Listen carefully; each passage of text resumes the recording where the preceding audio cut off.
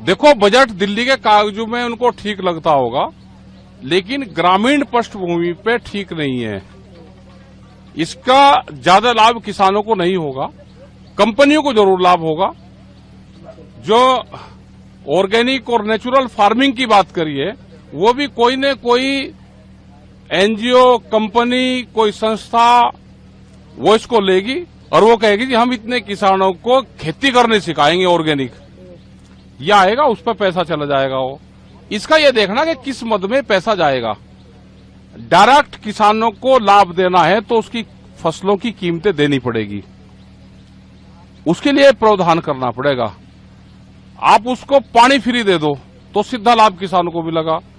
आप उसको सस्ता फर्टिलाइजर दे दो, दवाइयां दे दो। क्या जितने इक्विपमेंट एग्रीकल्चर में लगते हैं उस पर जीएसटी नहीं है? आप उसको फ्री कर दो तो इक्विपमेंट कुछ सस्ते हो जाएंगे। तो ये सारी चीजें हैं। आप सोलार पे दो, आप बिजली पे आप दो। एग्रीकल्चर ग्रामीण, उसमें पूरा जो अगर भूमिहीन किसान है वो भी एग्रीकल्चर में ही आता है। आपने उसके लिए क्या सुविधा करी? जो दूध उत्पादन करने वाले किसान, हमारी महिलाएं, माताएं हैं, वे भूमिहीन हैं, उनके पास में जमीन भी नहीं है, लेकिन वो दूध का उत्पादन करती है। उसके लिए क्या किया बजट में? 20 रुपए किलो दूध के रेट कम हो गए एक साल में। सबसे ज्यादा हालात तो उनकी खराब है। जो कारखानों में काम करते हैं लेबर, उसका क्या करा? आपने हेल्थ पे क्या किया?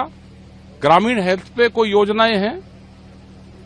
एजुकेशन आप उनको फ्री दे दो, उन पे काम करना चाहिए। एजुकेशन जो दिल्ली की एजुकेशन है, आप वो करो ना गांव में भी। वित्त मंत्री सीतारमण जी कहेंगे नेचुरल फार्मिंग को बढ़ावा दिया जाएगा। ग्राम पंचायत अगर योजना लागू करना चाहेंगे तो बढ़ावा मैं बता दो कि कोई न कोई एनजीओ, कंपनी आएगी, वो पैसे लेगी, वो कहेगी कि मैं नेचुरल फार्मिंग किसानों को सिखाऊंगी।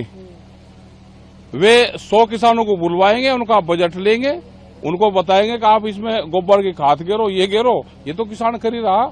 आप उसकी अलग से मार्केटिंग आप अगर दे दोगे, उसकी अलग मार्केट दे दो उसकी, तो किसान तो नेचुरल फार्मिंग कुछ किसान कर रहे हैं। राज्य के साथ साझेदारी करके केंद्र सरकार डिजिटल इंफ्रास्ट्रक्चर बढ़ाने का काम करेगी, जिससे किसानों को। हमने तो कहा कि डिजिटल बढ़ाओ ना, हमें किसानों को डिजिटल कैंपेन से जोड़ दो। हमारा गन्ने का भुगतान, दूसरी भुगतान भी आप डिजिटल से कर दो। कौन सी टेक्नोलॉजी आप डिजिटल से दोगे किसानों को? भाई हमारा भुगतान भी जोड़ दो ना आप उसी से, डिजिटल से ही, डिजिटल प्लेटफॉर्म से आप बढ़ाओ। प्रधानमंत्री का पायलट प्रोजेक्ट है डिजिटल कैंपेन, आप बढ़ा दो। हमारा गन्ने का फसल तो 1 साल में आती है, आ रही फसल 1-1.5 साल में, और भुगतान उसका होता है वो भी 12 महीने में, 8 महीने में। अभी कुछ फैक्ट्रियों का भुगतान जो गन्ने का है वो नवंबर दिसंबर का हुआ। कृषि और जुड़े सेक्टरों को 1.52 लाख रुपए का प्रावधान किया गया, ये कारगर साबित हो। अब कृषि में बहुत से सेक्टर आएंगे, आप कौन से सेक्टर में कितना फंड दोगे? आप कल तो ये भी कहोगे कि पुलिस को हमने इतना फंड दे दिया, उसकी तनख्वाह दे रहे हम। ये जो सेक्टरों में पैसे देने की बात करी, इसको डिफाइन करना पड़ेगा कि किस सेक्टर में कितना जा रहा है और वो कहां लग रहा है। आप भाव देने की बात नहीं करते, सारी बात करते हो भाई एमएसपी गारंटी कानून दे दो। आप ये तो कहो कि हम सब फसलें हम खरीद देंगे, उसका नुकसान होगा तो हम भरपाई सरकार करेगी, उसकी कुछ नहीं कर रही।